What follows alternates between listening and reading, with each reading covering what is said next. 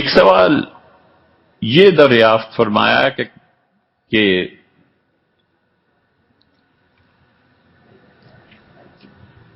جمعے کی دوسری آذان کا جواب حضرت معاویہ رضی اللہ عنہ دیا کرتے تھے.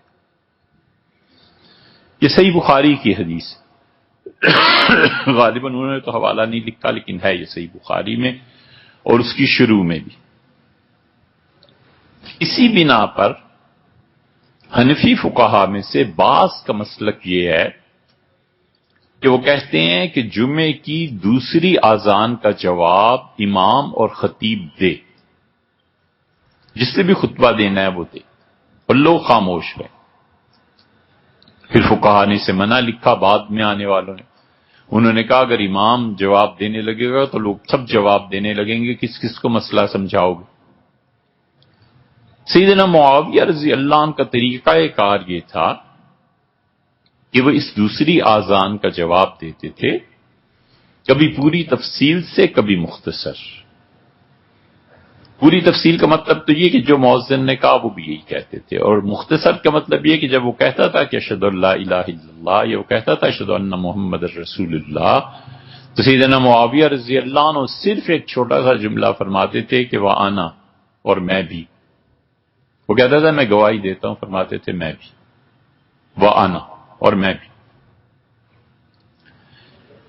ہمارے حنفی فقہا کے نزدیک امام محمد رحمت اللہ علیہ کا فتویٰ اصل ہے، اور امام محمد رحمت اللہ علیہ نے فرمایا کہ رسول اللہ صلی اللہ علیہ وسلم نے یہ جو ایک جملہ کہا ہے آذان کے سارے مسائل کی بنیاد اس پہ ہے کہ آپ نے فرمایا من خرج الامام اذا خرج الامام، جب امام خطبے کے لیے آ جائے فلا صلاۃ ولا کلام، نہ تو تم نے نماز پڑھنی ہے کوئی بھی، اور نہ تم نے لوگوں سے بات کرنی. تو وہ کہتے ہیں یہ ہمارے نزدیک اصل ہے، کیونکہ آذان شروع ہوئی تھی 1 ہجری میں 2 ہجری میں، بڑے اسلام کے ابتدائی دور. تو رسول اللہ صلی اللہ علیہ وسلم نے دونوں چیزوں سے منع کر دیا تھا کہ جمعے کے دن یہ جو دوسری آذان ہے اس میں نہ تو تم نے کوئی نماز پڑھنی ہے اور نہ ہی تم نے کسی سے کوئی بات چیت کرنی. اتنی سختی ہے خطبے کے دوران بات کرنے پر، جیسے سلیق غطفانی کا مستثنا ہے. اسی لیے اہل حدیث حضرات کے ہاں کچھ بھی ہو وہ 2 نفل پڑھ کے بیٹھتے ہیں، چاہے امام خطبہ دے رہا ہے یا نہیں دے رہا، اور ان کی اصل وہ بھی صحیح بخاری میں آئی.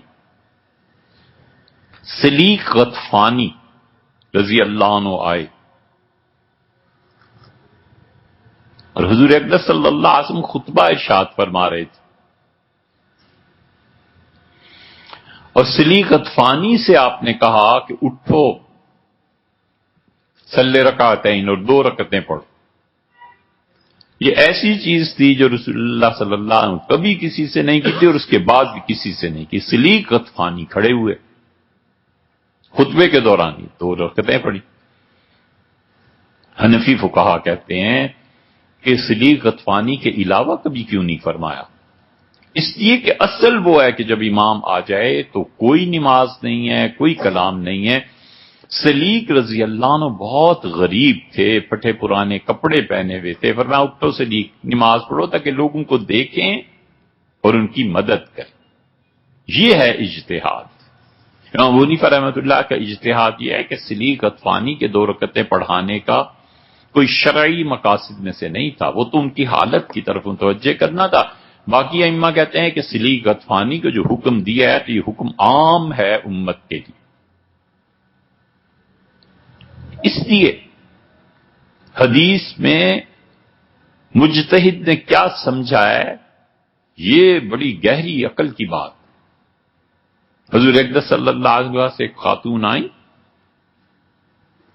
یہ تھے نا یہ غزوہ افک میں سیدہ عائشہ رضی اللہ عنہ کے معاملے میں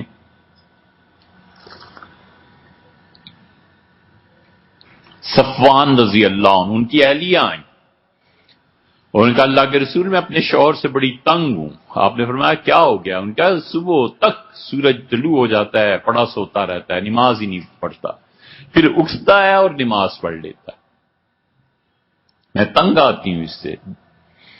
حضور اقدس صلی اللہ علیہ وسلم صفوان کیا مسئلہ ہے؟ ان کا اللہ کے رسول میں جب سو جاؤں تو دنیا جہان کا کوئی ہوش رہتا ہی نہیں. اور اب یقین مانے میرے باپ کی بھی یہی حالت تھی اور میرے دادا کی بھی یہی حالت تھی. ہمارا خاندان جب سو جائے نا تو پھر انہیں اٹھانا یہ مطلب یہ تھا کہ مردوں سے شرط باندھ کے سوتے ہیں. حضور اقدس صلی اللہ علیہ وسلم اچھا صفوان جب تمہاری آنکھ کھلے نماز پڑھ لیا کرو. امام شافعی رحمۃ اللہ علیہ فرماتے ہیں یہ پوری امت کے لیے حکم ہے کہ جب بھی اٹھے نماز پڑھ لی. ابو حنیفہ رحمۃ اللہ نہیں مانتے، وہ کہتے ہیں بس صرف صفوان کے لیے تھا، باقی امت کو اپنے نماز صحیح وقت پر پڑھنی چاہیے، کیونکہ اللہ نے کہا کہ ان الصلاۃ کانت علی المؤمنین کتابا موقوتا. لوگوں نماز فرض کی گئی ہے وقت کی پابندی کے ساتھ. تو ایک تو یہ ہے کہ آذان سلیق غطفانی اور رسول اللہ صلی اللہ علیہ وسلم کا یہ فرما دینا کہ اذا خرج الامام فلا صلاۃ ولا قیام، جب امام آ جائے تو پھر نہ کوئی نماز پڑھو گے نہ باتیں کرو. تو نماز پڑھنا سلیق غطفانی رضی اللہ عنہ کا وہ ہم نے عرض کر دی. جہاں تک کلام کا تعلق ہے تو عبداللہ ابن عمر رضی اللہ عنہ وہاں بیٹھے ہوئے تھے تو ایک آدمی کو جمعے کے خطبے میں اس جو ابن عمر رضی اللہ عنہ کے ساتھ ایک بیٹھا ہوا تھا دوسرے کو کہا کہ نماز نہ پڑھ. خطبہ جمعے کا ہو رہا ہے، ابن عمر بیٹھے ہیں، ایک اور آدمی اس نے تیسرے اپنے دوسرے دوست سے کہا نماز نہ پڑھ. عبداللہ ابن عمر رضی اللہ عنہ نے جب سلام پھیرا تو اس کو بلایا جسے اس نے کہا تھا نماز نہ پڑھ. اس نے کہا اچھا نہیں پڑھتا. تو فرمایا کہ میں عبداللہ ہوں، عمر رضی اللہ عنہ کا بیٹا، اور وہ جس سے تمہیں کہا تھا نا نماز نہ پڑھ وہ تو گدھا ہے، اور تم نے جو سے جواب دیا تم اس سے بڑھ کے احمق ہو.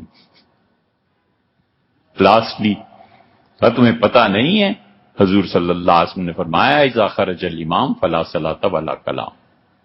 یہ اصل ہے ہمارے حنفی فقہا کے نزدیک.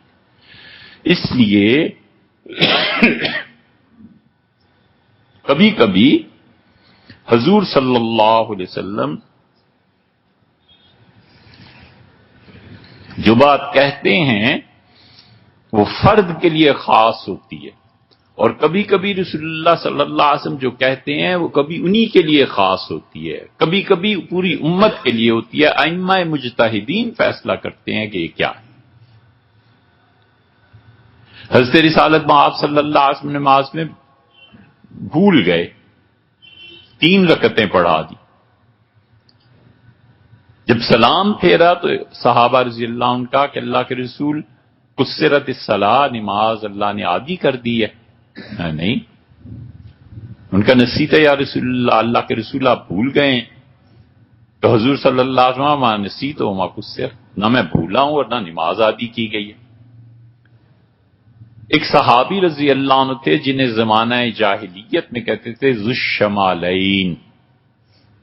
وہ ان کے ہاتھ بہت لمبے تھے.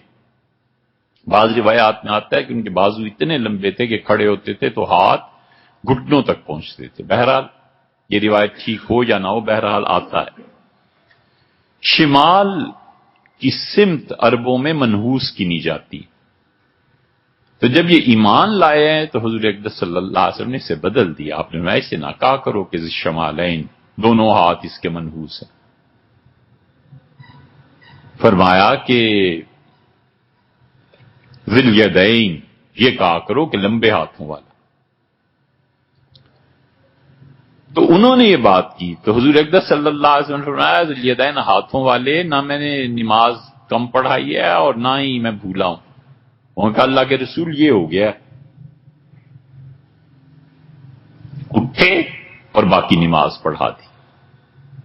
فجر کی نماز رسول اللہ صلی اللہ علیہ وسلم نے پڑھائی اور سورہ مومنون کی جو آیات تھی یہ پڑھا ہے. ہم اس کے حوالے کی اب تلاش میں ہے کہ کہاں گزرا تھا، نظر سے اب خیال نہیں رہا، لیکن ہے صحیح ہے. سورہ مومنون پڑھ رہے تھے حضور صلی اللہ علیہ وسلم، جب 60ویں آیت پر پہنچے تو کھانسی شروع ہو گئی. تو آپ نے اپنی قرات منقطع کر دی اور رکوع فرمایا۔ ایک یہ آتا ہے، ایک جگہ سورہ مومنون کی پہلی آیات رسول اللہ صلی اللہ علیہ وسلم نے بعد میں پڑھی اور بعد کی آیات پہلے پڑھ دی، اور کیا بات ہے، کیا کمال ہے۔ جب سلام پھیرا تو لوگوں نے بات چیت شروع کی، حضور صلی اللہ علیہ وسلم کیا ہو گیا ہے؟ ان کا اللہ کے رسول ایسے ہوا ہے، کیا بات ہے۔ پھرے اور فرمایا تم میں ابن مسعود نہیں ہے؟ اس نے نماز نہیں پڑھی میرے پیچھے؟ کہ اللہ کے رسول میں حاضر ہوں۔ فرمایا ابن مسعود مجھے بتایا کیوں؟ ابن مسعود کے لیے یہ بہت بڑے شرف کی بات ہے کہ حضور صلی اللہ علیہ وسلم نے کسی سے کوئی بات کہا، ابن مسعود کو دیکھو وہ نہیں ہے۔ ان کا اللہ کے رسول میں سمجھا کہ قرآن آپ پہ نازل ہوتا ہے، اب یہ آیات کی ترتیب تبدیل ہو گئی۔ حضور صلی اللہ علیہ وسلم نہیں، عبداللہ ابن مسعود رضی اللہ عنہ یہ اتنے بڑے آدمی تھے کہ خلفائے راشدین ان سے مسئلے پوچھتے تھے۔ سیدنا عمر رضی اللہ عنہ جیسا آدمی سال بھر انتظار کرتا تھا اور فرماتے تھے کہ حج کے موقع پہ وہ آئیں گے، کوفہ میں ہیں تو ابن مسعود سے میں بات کروں گا، پوچھوں گا۔ ابن مسعود رضی اللہ عنہ کو پھنس بھی گئے تھے۔ جب حبشہ ہجرت کر کے گئے ہیں تو وہاں ایک سپاہی نے روک لیا تھا کہ اتنی رات گئے، اب تم کہاں پھر رہے ہو؟ ان کا گھر جا رہا ہوں۔ بڑا تنگ کیا اس سپاہی نے۔ ابن مسعود رضی اللہ عنہ کہتے تھے میں نے جان چھڑانے کے لیے اسے پیسے دیے اور گھر پہنچا، اور پھنس گئے تھے۔ ایک مرتبہ مدینہ منورہ میں بھی وہ حضرت عمر رضی اللہ عنہ نے کہا لوگوں سے کہ فتویٰ یہ ہے، انہوں نے کہا ابن مسعود نے فتویٰ یہ دیا ہے۔ اچھا، حج میں؟ تو انہیں بلایا، مسئلہ بڑا نازک تھا نکاح کا، اور نکاح ہوا نہیں تھا۔ ابن مسعود رضی اللہ عنہ کا نکاح ہو گیا ہے۔ عمر رضی اللہ عنہ سمجھایا ان کا ابن مسعود ایسے نکاح نہیں ہے، یہ اور یہ اور یہ۔ ابن مسعود رضی اللہ عنہ واپس گئے کوفہ اور جا کر اس آدمی کو تلاش کیا اور کہا مجھ سے غلطی ہو گئی تھی فتوے میں۔ امیر المومنین رضی اللہ عنہ نے سمجھایا ہے، اس نے کہا اب تو میری اولاد بھی اس سے ہو گئی، فرمایا وہ اولاد تمہارے ہی نسب میں شمار کی جائے گی، وہ اولاد جائز اور حلال ہے میرے فتوے کے مطابق، میں فتویٰ تبدیل کر دوں گا لیکن تمہارا نکاح نہیں ہوا۔ ابن مسعود رضی اللہ عنہ اتنے بڑے آدمی تھے، حضور صلی اللہ علیہ وسلم نے فجر میں فرمایا تم ابن مسعود نہیں، یعنی ابن مسعود مجھے کیوں نہیں روکا؟